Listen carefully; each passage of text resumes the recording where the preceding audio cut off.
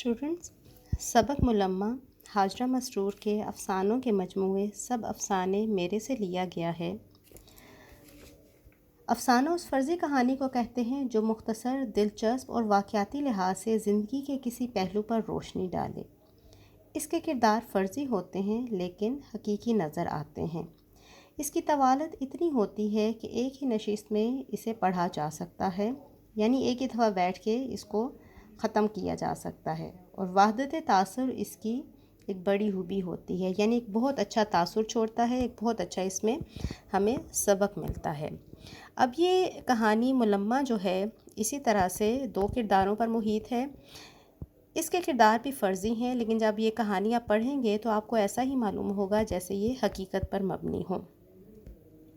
इसमें दो किरदार हैं, एक लड़का और लड़की, और ये दोनों किरदार भी कुछ ऐसे ही हैं जो ज़ाहरी नमूदो नमाइश को पसंद करने वाले हैं और अपने बातिन को छुपाकर, यानी अपनी असलियत को छुपाकर अपने ऊपर एक ऐसा लिबादा ओढ़ कर सामने आते हैं, दुनिया को दिखाते हैं कि वो किसी और तरह के लोग हैं और किसी और ही ख़ानदान से ताल्लुक़ रखते हैं।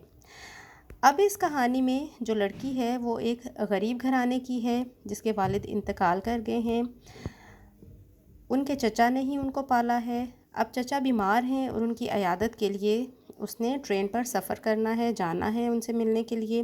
रास्ते में उसकी मुलाकात एक लड़के से होती है जो बज़ाहिर तो बहुत ही अमीर कबीर लगता है, लेकिन असल में उसकी असलियत भी कुछ और होती है।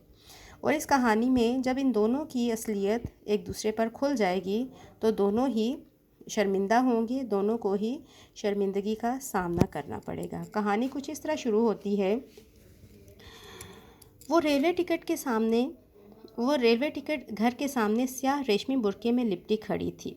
पलटी हुई नकाब, कुछ मुताज्जब सी निगाहें, मुताज्जब यानी ताज्जुब के साथ अजीब निगाहें।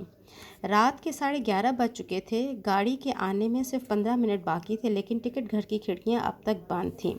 इसकी हैरान नज़रें बंद खिड़कियों से सर टकरा टकरा कर उकता गईं। उसने एक नज़र अपने इर्द गिर्द डाली। ज़मीन और बेंचों पर सैकड़ों आदमी लाशों की तरह पड़े सो रहे थे, जैसे इन सब को सफ़र करना ही ना था। अब ये थोड़ा सा बैकग्राउंड पेश किया गया है रेलवे स्टेशन का, कि जब लड़की रेलवे स्टेशन पर आती है, उसने टिकट लेना है, टिकट घर की जो खिड़कियां हैं वो बंद हैं, तो थोड़ा सा मंजर पेश किया गया है। वो आहिस्ता से कुल्ली की तरफ मुड़ी। कुल्ली वो जो सामान उठाकर इधर उधर मुसाफिरों के साथ जाता है, जो उसका हल्का फुल्का अटैची केस और मुख्तसर सा बिस्तर सर पर रखे हुए था। कुल्ली अब तक के टिकट घर नहीं खुला। यूँ गाड़ी हमेशा लेट रहत है। अब टिकट वो जो कुल्ली है वो अपनी मखसूस ज़ुबान में उसको बताता है कि इसी तरह गाड़ी हमेशा लेट ही आती है स्टेशन पर।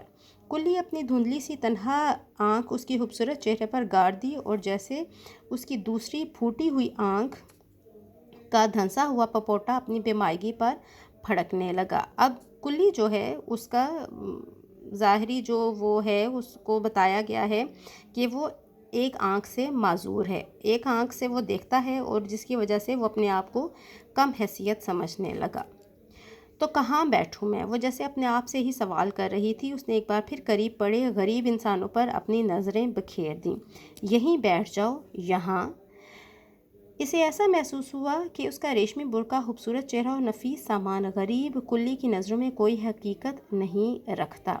ये सोचकर उसका दिल बैठने लगा और वह खामोशी से नीम तारीख सी काली कलोटी सड़क की तरफ देखने लगी, यानी जो सड़क उसके जिस पर वो खड़ी थी।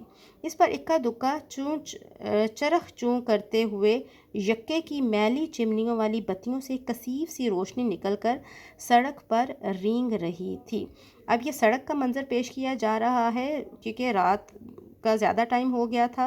और इक्का दुक्का चरख चूं करते यक्के यानी टांगे, उस ज़माने की बात हो रही है जब सड़कों पर टांगे वगैरह चलते होंगे, और उसके ऊपर रात के वक्त एक छोटी सी जैसे लालटेन होती है और उसकी कसीफ सी रोशनी, कसीफ कहते हैं गाढ़ी रोशनी, कसीफ रोशनी यानी गाढ़ी सी रोशनी सड़क पर रेंग रही थी। उसका ख्याल फ़ौरन ही अपनी मौजूदा हालत की तरफ दौड़ गया। मैं क्या हूँ इस वक्त, دیکھنے والوں کی نظر میں یقیناً کوئی امیر کبیر آزاد حیال لڑکی، لیکن در حقیقت ایک مٹے ہوئے خاندان کی قابل لیکن پریشان حال لڑکی، بالکل یکے کی دھندلی لالٹین۔ یہاں پہ وہ اپنے آپ کو تشبیہ دے رہی ہے یکے کی دھندلی ہوئی لالٹین کی طرح، ایک پریشان حال لڑکی۔ رکھے دیت ہیں سامان اسی جگہ، کلی بولا۔ اب کلی اسے کہتا ہے کہ میں تمہارا سامان یہیں پہ رکھ دیتا ہوں۔ نہیں، میں یہاں نہیں بیٹھوں گی، اس نے کسی قدر غصے سے کہا۔ پھر اندھیرے میں گھورنے لگی۔ اندھیری سڑک پر کرارے بوٹوں کے چرر چرر پیدا ہوئی اور ایک سایہ لرزتا ہوا بڑھنے لگا۔ آخر اسٹیشن کی تیز روشنی میں اس نے دیکھا کہ ایک قبول صورت نوجوان ایک بھاری اوور کوٹ پہنے اس کی طرف آ رہا ہے۔ لڑکی سمجھی شاید ٹکٹ لینے آ رہے ہیں حضرت، وہ بے ساختہ مسکرا دی۔ نوجوان ٹائی کی گرا کستہ اس پر ایک چبھتی ہوئی نظر ڈالتا ٹکٹ گھر کے پیچھے نکل گیا۔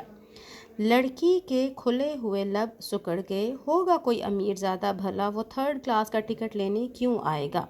اب وہ لڑکا بھی کچھ ایسے ہی لباس میں ہوتا ہے جو اس طرح لگتا ہے کہ کسی امیر گھرانے کا لڑکا ہو۔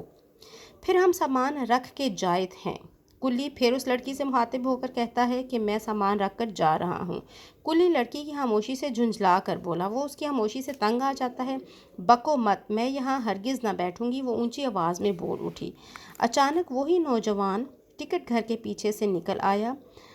کلی تم زنانہ انٹر کلاس ویٹنگ روم میں کیوں نہیں لے جاتے؟ وہ بولا۔ پھر اتنی دور ٹکٹ لینے کون آئے گا؟ لڑکی کلی سے ہی مخاطب تھی، یعنی وہ کافی فاصلے پر تھی جگہ، جس کی وجہ سے وہ اس کو کہتی ہے کہ میں اتنی دور پھر کیسے آؤں گی؟ ٹکٹ 2nd کلاس کا چاہیے یا انٹر کا؟ نوجوان بھی جیسے کلی سے پوچھ رہا تھا۔ وہ ایک لمحے کے لیے سناٹے میں آ گئی۔ چلو کلی، وہ بڑے روب سے کہنے لگی۔ آگے آگے کلی تھا اور پیچھے پیچھے وہ۔ اس کی اونچی ایڑی کی سینڈل زمین پر ایک دلچسپ شور بکھیر رہی تھی۔ مجوری میم صاحب۔ اب کلی اپنی زبان میں اس کو کہتا ہے مجوری، یعنی مزدوری، کہ جتنا میں نے تمہارا سامان اٹھا کے ادھر سے ادھر کیا ہے مجھے اس کی مزدوری دے دو۔ کلی نے اس کے چرمی بٹوے سے متاثر ہو کر کہا۔ چرمی بٹوا، جو اس کا چمڑے کا بنا ہوا خوبصورت بٹوا اس کے ہاتھ میں تھا۔